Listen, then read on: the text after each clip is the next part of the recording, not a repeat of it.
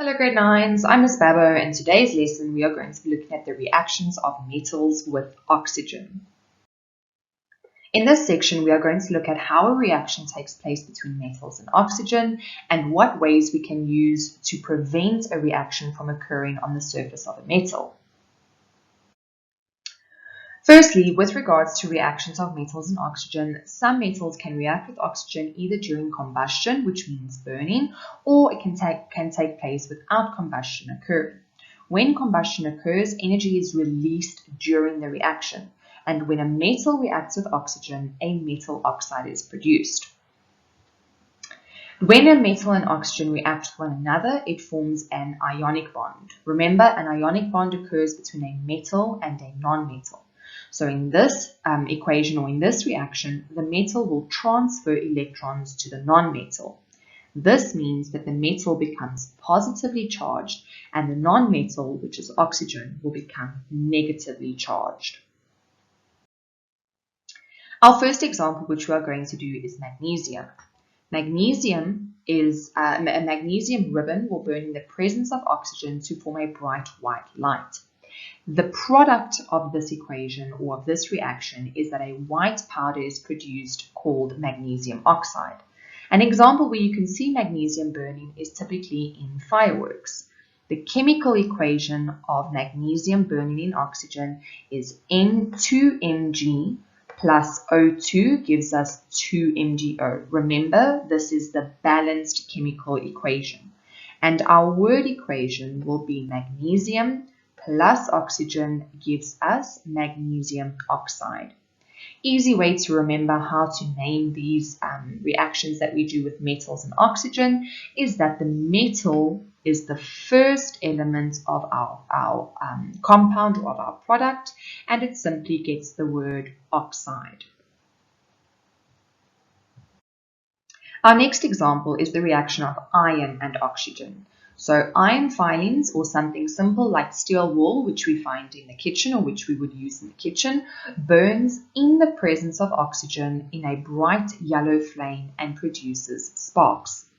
Iron oxide is produced, which can be seen as a black solid substance. Remember, we are igniting the iron, which means combustion occurs and the product will be a black solid substance. If we start with our word equation is iron plus oxygen gives us iron oxide. Again, with metal oxides or reactions between metals and oxygen, the metal is our first element and we simply place the word oxide behind it or as the last element.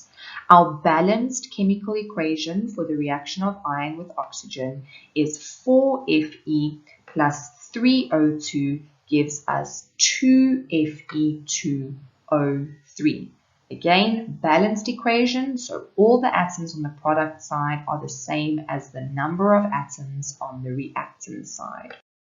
Now, how do we test for the presence of oxygen, or how do we know that oxygen is present? A simple test which we do is we take a burning splint or a piece of wood and we set it alight. If we bring it closer to oxygen, it would either, or an area where there is a high oxygen concentration, it would either shine brighter or it would reignite itself due to the presence of oxygen. This is the positive test for oxygen. Now we move on to rust. So rust, the definition of rust, it is a process where iron reacts with oxygen in the presence of water. Our word equation is iron plus oxygen gives us iron oxide as rust. The normal equation without it being balanced is Fe plus O2 gives us Fe2O3, but what you must remember is the full balanced equation of iron oxide.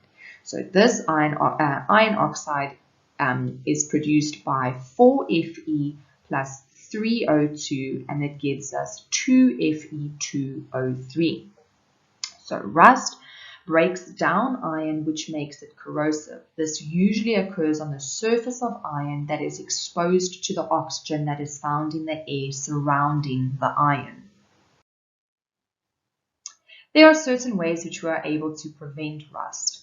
So rust can be prevented by using oil-based paints on the surface of the iron, or we could use spray-on wax, which again provides protection on the iron or on the metal so that no rust occurs. Or we could use the process of electroplating, which means we are coating iron with another metal through the use of electricity. Galvanizing could also be a way to prevent rust, where we coat an iron with zinc. And the last one is to use rust-resistant alloys. This is made up of two metals, or a rust-resistant alloy is made up of two metals, and it does not easily rust. With regards to galvanizing, here it is coated, metal is coated with zinc, and in electroplating, these are the examples which we use for electroplating.